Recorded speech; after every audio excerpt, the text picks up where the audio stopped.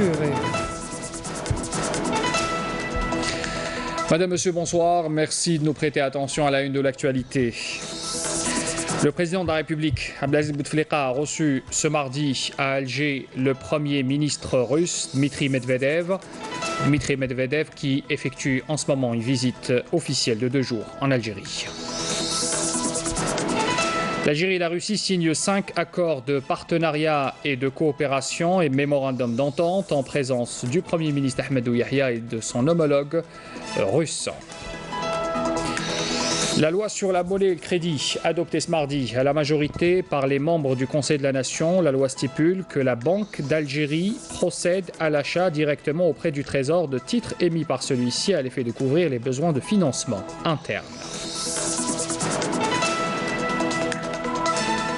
Et puis, à suivre également dans ce journal, le chef d'état-major de l'ANP, le général de corps d'armée Ahmed Gaïd Salah, réitère à Tamanrasset la détermination du haut commandement de l'armée nationale à construire une armée forte, moderne et développée. Nous reviendrons sur sa 3e journée de visite dans la région militaire 6 du sud algérien. Bienvenue à tous. Comme je l'ai annoncé en titre, le président de la République, Abdelaziz Bouteflika, a reçu ce mardi à Alger le Premier ministre russe, Dmitri Medvedev, qui effectue une visite officielle de 2 jours en Algérie. L'audience s'est déroulée en présence du Premier ministre, Ahmadou Yahya, et du ministre des Affaires étrangères, Abdelkader Messahella.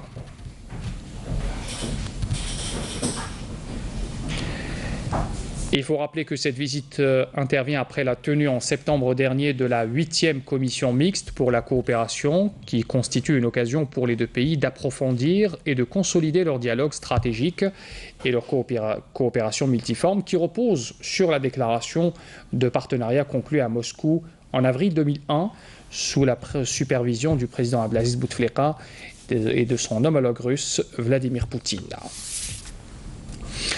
Au sortir de cette audience, le Premier ministre Dmitri Medvedev a fait une déclaration dans laquelle il avait souligné avoir transmis au président algérien Abdelaziz Bouteflika les salutations du président Vladimir Poutine. Lors de cette rencontre, les 2 hommes avaient affirmé le développement des relations bilatérales entre l'Algérie et la Russie dans tous les domaines, ce qui est bénéfique, dit Dmitri Medvedev, pour la Russie, mais aussi pour l'Algérie. Il faut rappeler que les 2 pays possèdent d'énormes capacités et les relations algéro-russes ont connu aussi ces dernières années un nouvel élan, notamment à l'occasion du 57e anniversaire de l'établissement des relations diplomatiques, ce qui constitue, dit encore le Premier ministre russe, une base solide de coopération.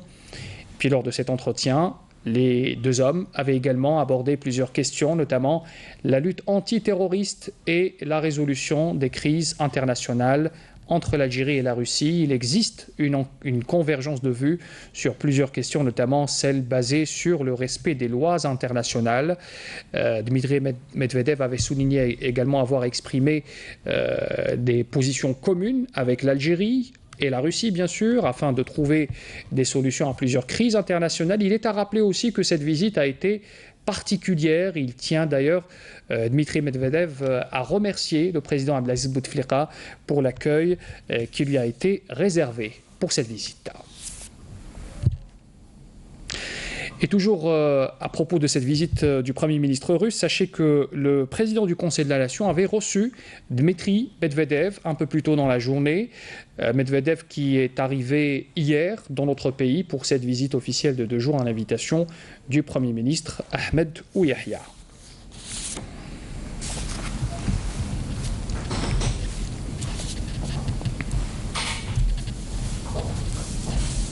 Le président de l'Assemblée populaire nationale, l'APN, Saïd Bouhadja, s'est entretenu également ce mardi avec l'invité russe, le Premier ministre Dmitri Medvedev. C'était ce matin également.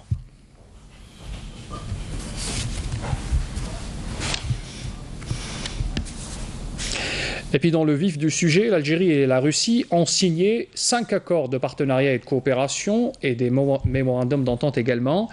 C'était en présence du Premier ministre Ahmadou Yahya et de son homologue russe, Dmitri Medvedev. Les détails avec Amel Esselidiel.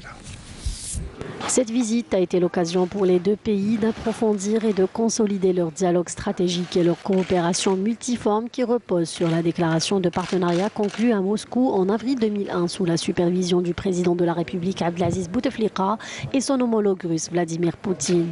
Le Premier ministre Ahmed Ouyahia s'est entretenu aujourd'hui avec son homologue russe Dmitry Medvedev, un entretien qui a été élargi aux délégations des deux pays. En effet, plusieurs ministres algériens se sont entretenus avec leur homologue russe. Cette visite a été également le fruit de la signature de 5 accords de partenariat et de coopération et mémorandums. Des accords qui concernent principalement les secteurs de la justice, la santé, la formation professionnelle, les hydrocarbures et l'énergie nucléaire civile. Le premier accord paraphé par le ministre de la Justice, garde des Sceaux Tayyip Loh et son homologue russe Alexandre Konovalov porte sur la coopération et l'entraide judiciaire entre les deux pays, notamment dans le domaine pénal. Un autre accord sur le programme exécutif de coopération dans le domaine de la santé a été signé par le ministre de la Santé, de la Population et de la Réforme hospitalière, Mukhtar Hasblaoui, et la ministre russe de la Santé, Veronika Skvortsova. Dans le domaine de la formation professionnelle, un accord sur le programme exécutif de coopération a également été signé par le ministre de la Formation et de l'Enseignement professionnel, Mohamed Lebahi, et la vice-ministre russe de l'Éducation et des Sciences, Ludmila Ogorodova. Un mémorandum d'entente entre le groupe Sonatrach et la société russe Transneft portant sur la coopération, notamment dans le domaine de la canalisation et de transport des hydrocarbures, a été paraphé par le PDG de Sonatrach, Abdelmoumen Wilfredo, et le vice-président de Transneft, Mikhail Margelov. Dans le domaine de l'énergie nucléaire civile, un mémorandum d'entente a été signé entre le commissariat à l'énergie atomique Komena et la société russe Rosatom et paraphé par le commissaire de l'énergie atomique Nasreddin Javri et le vice-président de Rosatom Nikolai Spassky, permettant la coopération et les échanges d'expériences dans ce domaine entre les deux pays. À l'occasion de cette visite également, un mémorandum d'entente a été signé dans le domaine pharmaceutique entre la société privée algérienne Biomap et la société privée russe Biocad. Ahmed Ouyahia et Dmitry Medvedev ont par la suite animé un point de presse pour revenir justement sur ces accords signés, mais aussi sur les perspectives de la coopération entre les deux pays. Nakhla Lorbi. Faisant référence aux 5 accords de partenariat et de coopération signés aujourd'hui à l'issue des rencontres bilatérales, le Premier ministre Ahmed Ouyahia et son homologue russe Dmitry Medvedev ont tous les deux qualifié la rencontre d'Alger de fructueuse, ajoutant qu'elle ouvrira des perspectives prometteuses dans les relations entre les deux pays.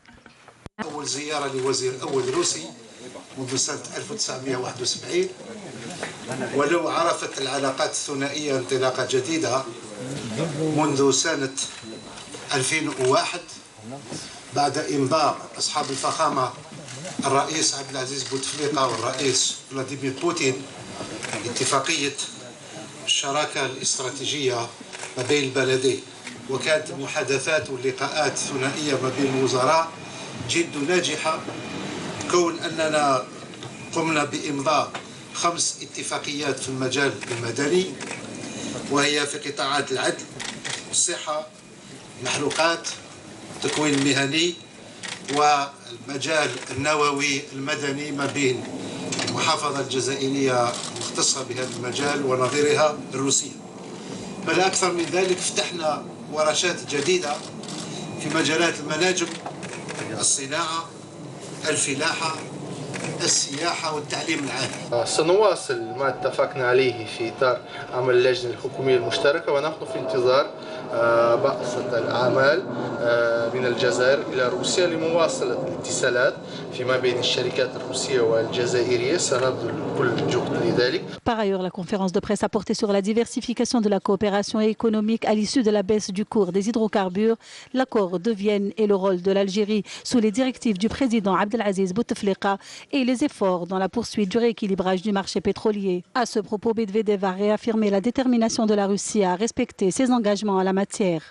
المواقف الروسية والجزائرية متطابقة من ضرورة خفض الإنتاج وفقا لعملية في إطار ما يسمى بعملية فيينا. فمن دوافع هذا القرار الرسالة التي وقعها فخامة الرئيس الجزائري عبد العزيز بوتفليكا آنذاك حول ضرورة إجراء الحوار لمناقشة هذه القضية، ونتيجة لهذه الجهود تم إطلاق ما يسمى بعملية فيينا. مصالحنا الحيوية متشابهة في مجال المحروقات، كون أن المحروقات قاعدة أساسية في الاقتصاد الجزائري ولها وزن كبير كذلك في الاقتصاد الروسي.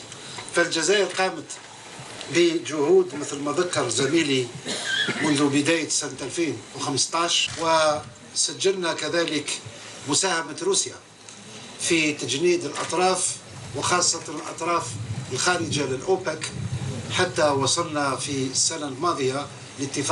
Les relations bilatérales entre l'Algérie et la Russie se présentent sous les meilleurs auspices. En atteste le volume des échanges commerciaux qui a littéralement doublé par rapport à 2015. Pour rappel, la visite de Dmitri Medvedev, qui marque un nouveau tournant dans l'élargissement des relations distinguées entre Alger et Moscou, intervient après la tenue de la 8e commission mixte algéro-russe de coopération.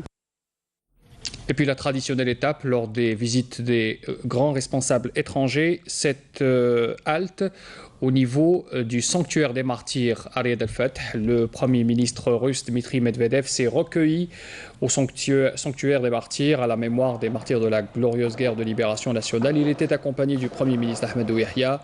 Medvedev avait déposé cette gerbe de fleurs devant la stèle commémorative. Il avait aussi observé une minute de silence à la mémoire des martyrs de la guerre de libération nationale.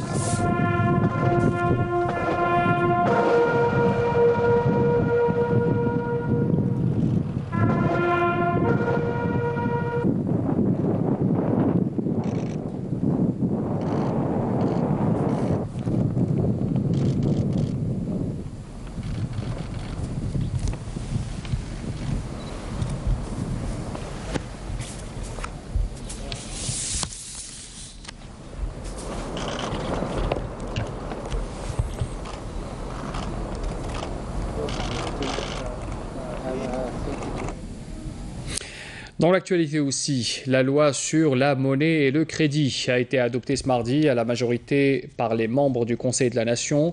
La loi est passée par 120 voix pour, contre 4 non, qui représente le FFS, le Front des Forces Socialistes, suite au vote de 83 membres présents à cette séance, présidée par Abdelkader Ben Salah, président du Conseil, plus de 41 votes par procuration également. Et puis il faut rappeler que cette loi stipule que la Banque d'Algérie procède, dès l'entrée en vigueur de la présente disposition, à titre exceptionnel et durant la période de 5 années, à l'achat directement auprès du Trésor de titres émis par celui-ci à l'effet de couvrir les besoins du financement du Trésor.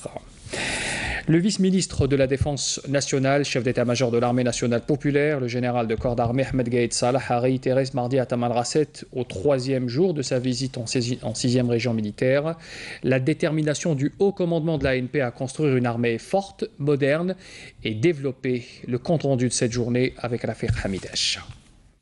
À l'entame et à l'entrée du siège du commandement de la région, en guise de fidélité au grand sacrifice de nos glorieux Chouhada et vaillants Moudjahidines de la glorieuse révolution, le général de corps d'armée, Ahmed Gaïd Salah, vice-ministre de la Défense nationale, chef d'état-major de l'armée nationale populaire, accompagné du général-major Meftah Souab, commandant de la 6e région militaire, a observé un moment de recueillement en hommage au défunt Moudjahid Hibawi El-Wafi, dont le nom est porté par le siège du commandement de la région, où il a déposé une gerbe de fleurs sur la stèle et a récité la Fatiha sur son âme pure et celle de tous nos valeureux martyrs. Le général de corps d'armée a suivi un exposé portant sur la situation globale de la région, présenté par le commandant de la région, suivi par des présentations des commandants des secteurs opérationnels et des responsables des différents corps de sécurité. Le général de corps d'armée a prononcé par la suite une allocution d'orientation dans laquelle il a réitéré l'importance vitale de cette région militaire et le rôle efficace des unités déployées le long des frontières dans la sécurisation du pays de tous les fléaux, à leur tête le terrorisme, le crime organisé et la contrebande de tout genre.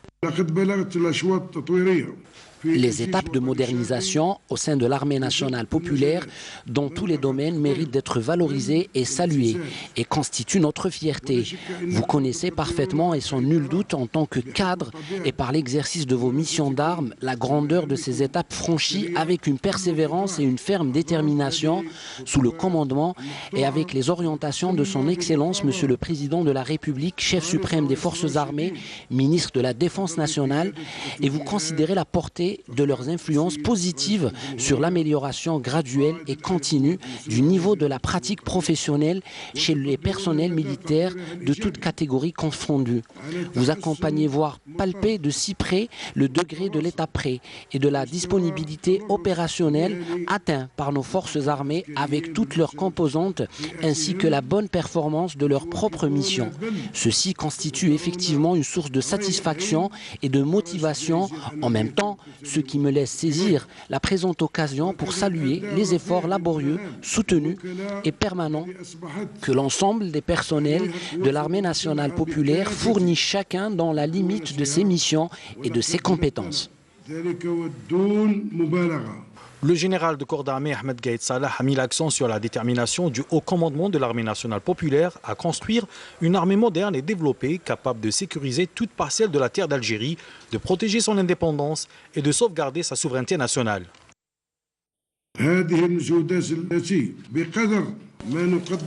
Ces efforts que nous valorisons grandement en tant que nous aspirons au sein de l'armée nationale populaire à réaliser davantage d'exploits et de réalisations à la hauteur des ambitions que nous voulons concrétiser sur le terrain avec l'aide d'Allah le Tout-Puissant. Je le réitère encore une fois aujourd'hui devant vous.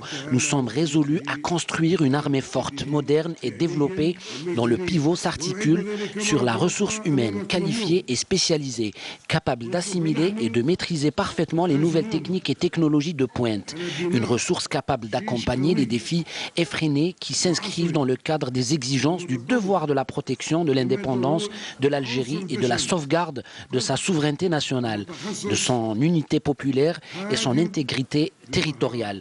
Telles sont les missions nobles qui constituent la fierté de l'armée nationale populaire, devant être toujours à la hauteur de leur parfait accomplissement.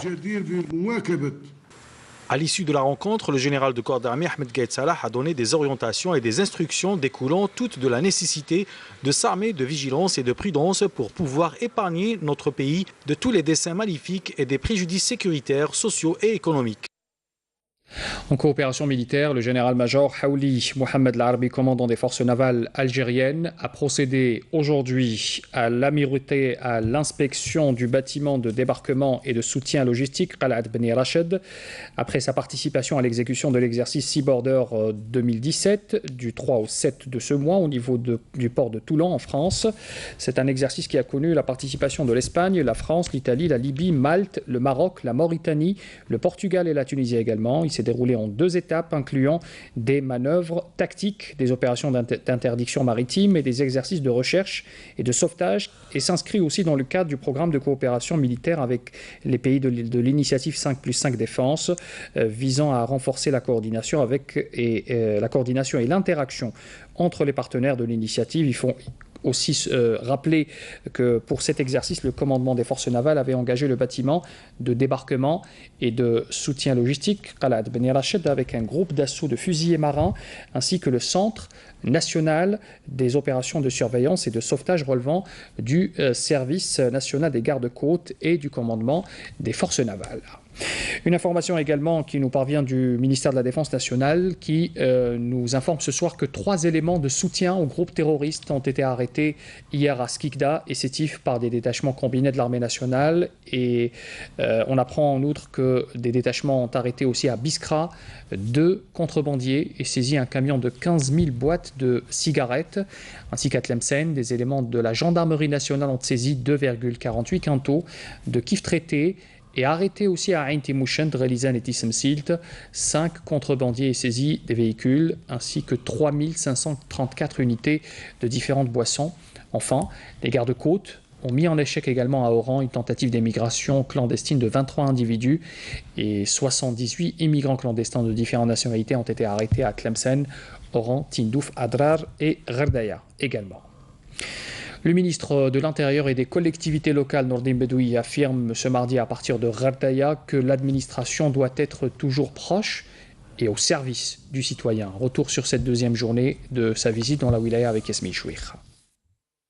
Jour de visite dans la wilaya de Gherdaya pour le ministre de l'Intérieur, des collectivités locales et de l'aménagement du territoire, Nordin Bedoui. Visite qui a permis au ministre d'affirmer que l'administration est prête pour les élections prochaines et que toutes les dispositions ont été prises pour son bon déroulement. en prenant en considération toutes les propositions de la haute instance indépendante de surveillance des élections et des partenaires politiques. Nous avons étudié la situation de 2012 et celle de 2017. Nous avons constaté que cette formation politique a gagné un taux de 20% de plus par rapport à celle de 2012. Et c'est le cas pour la majorité des partenaires politiques et des partis politiques qui sont présents aujourd'hui et qui participent à l'opération électorale. Nous avons plus de 15 000 listes communales, alors qu'en 2012, nous en avions 13 500. Et je tiens à préciser encore une fois que toutes les dispositions, tant sur le plan humain et matériel, ont été mises à disposition pour être à la hauteur afin de permettre aux citoyens d'accomplir son devoir électoral. Lors de cette visite, le ministre a exhorté les responsables locaux à prendre des mesures opérationnelles à même d'assurer le rapprochement des quartiers urbanisés à forte densité et à la simplification des procédures administratives et la mise en place du service électronique et biométrique.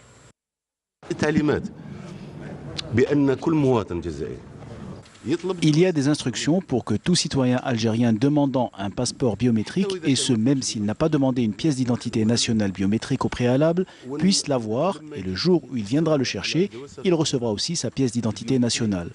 Notre rôle est de tout faire pour que cette tradition s'implante dans la société. Aujourd'hui, nous en sommes arrivés à près de 6 millions de cartes nationales biométriques en attente de délivrance. Le ministre de l'Intérieur, des collectivités locales et de l'aménagement du territoire a profité de cette visite pour inspecter plusieurs projets d'investissement dont pourra bénéficier le citoyen en premier lieu dans la wilaya de Gardaya. Le président de la haute instance indépendante de surveillance des élections, Abdelouahab Derbel, a affirmé ce mardi à partir de Borj Bouarerij que son instance œuvre à aboutir à un corps électoral assaini, effectif et sans faille. Il faisait cette déclaration lors d'un point de presse animé au siège local de la haute instance. Derbel, qui a inscrit sa visite dans le cadre de sa tournée nationale, a estimé que les logiciels utilisés ont donné d'excellents résultats permettant de radier les noms des inscrits décédés et des personnes inscrites en double. La Compagnie nationale des hydrocarbures va connaître une réorganisation à travers les filiales dont elle dispose et se concentrera sur ses métiers de base. C'est ce qu'a fait savoir ce mardi le ministre de l'Énergie lors d'un point de presse animé conjointement avec le PDG de Sonatrach, Abdelmoumen Ouelkhadour. C'était en marge de cette réunion de brainstorming qui s'est tenue justement à Sonatrach. Écoutez d'ailleurs la déclaration du ministre de l'Énergie, Mostafa Guitouni. Sonatrach a décidé de changer d'abord parce que la conjoncture mondiale a évolué, elle a changé. Sonatrach veut se réorganiser, veut revoir un peu les filiales dont elle dispose et elle veut se recentrer sur les métiers de base. Elle a constaté qu'il était temps de revoir l'organisation pour la rendre plus performante et plus efficace et plus efficiente. Et à ce sujet, donc, ce brainstorming a été organisé aujourd'hui. Les travaux vont débuter. Des groupes de travail donc, vont être sollicités. Je rappelle que cette réunion s'est déroulée non pas au siège de Sonatrach, mais au niveau du CIC, le Centre international des conférences. Cette réunion de brainstorming, donc au niveau de Sonatrach. Au cours d'une visite d'inspection dans la wilaya de Tizi Ouzou, le ministre de l'Énergie, Mostafa Guitouni, avait rassuré les entreprises publiques et privées sur le règlement de toutes les créances en souffrance. De plus, 40 400 familles ont bénéficié aussi de raccordements au gaz naturel, dont le taux de couverture atteint désormais les 84%. Abdelhalim Yaïch. Maintenant que les créances des sociétés publiques et privées en charge des projets de raccordement en gaz naturel ont été assainies, plusieurs villages de la wilaya de Tizi Ouzou seront raccordés au réseau avant la fin de l'année. Le ministre de l'Énergie a effectué une visite d'inspection à Tizi Ouzou et a constaté que plus de 1400 familles bénéficient désormais du gaz naturel.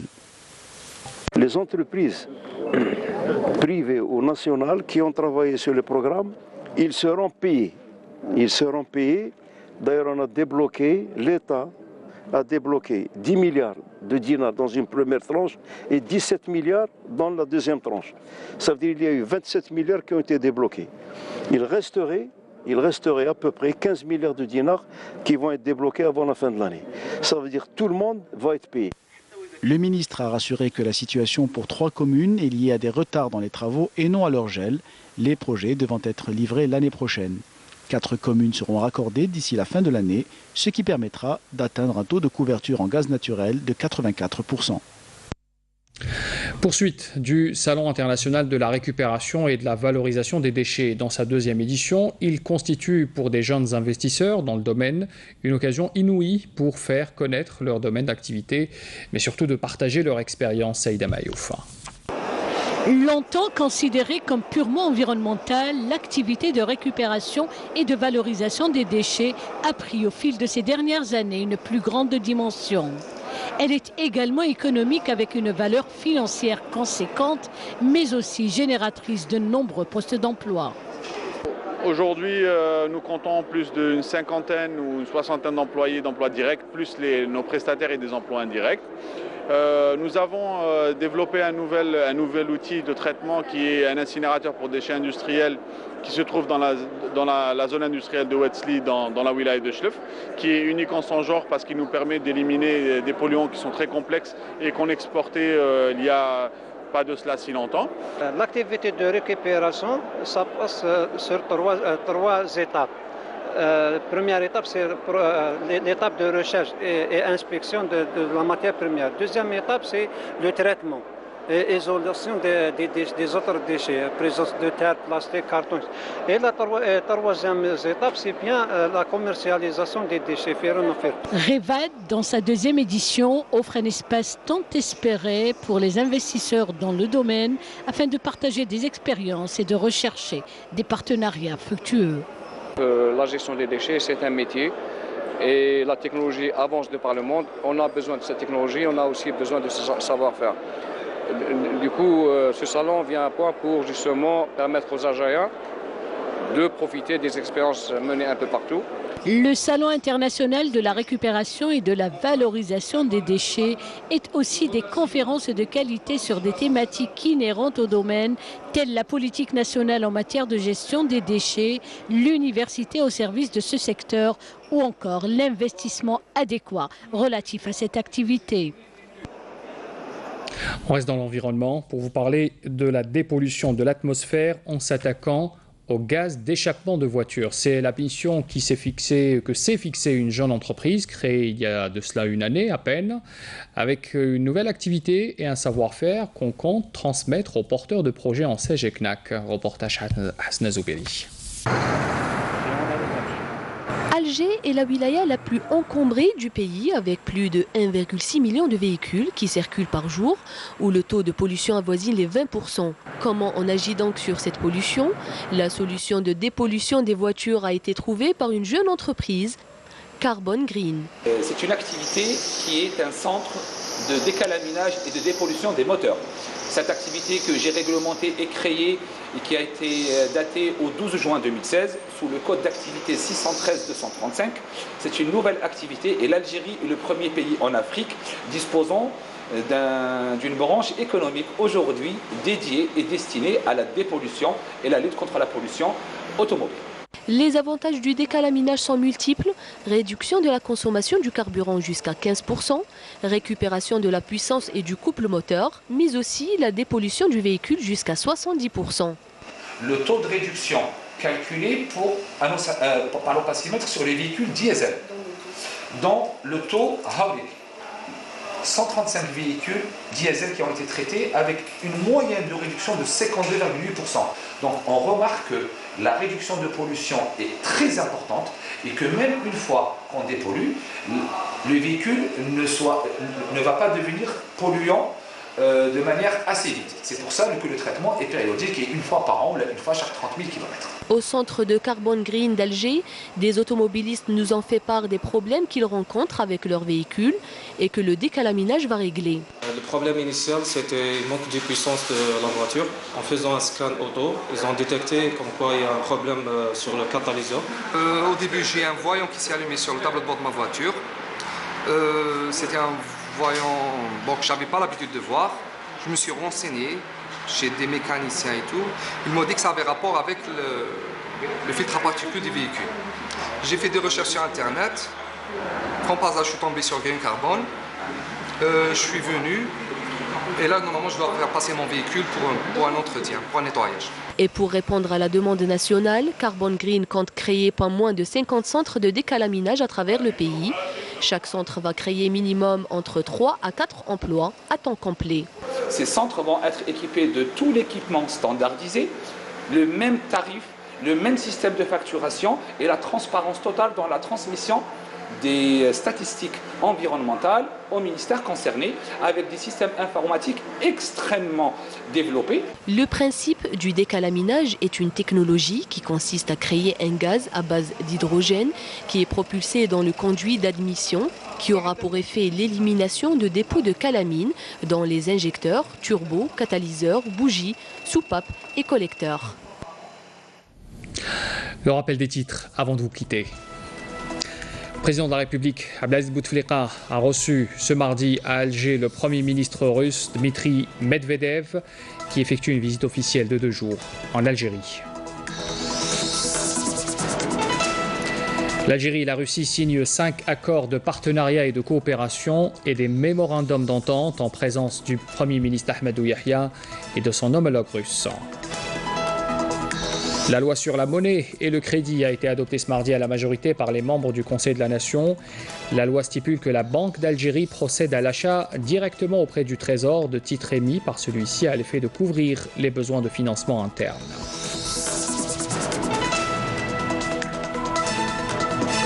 Puis le chef d'état-major de l'ANP, le général de corps d'armée Ahmed Gaïd Salah, a réitéré à Tamanrasset la détermination du haut commandement de l'armée à construire une armée forte, moderne et développée.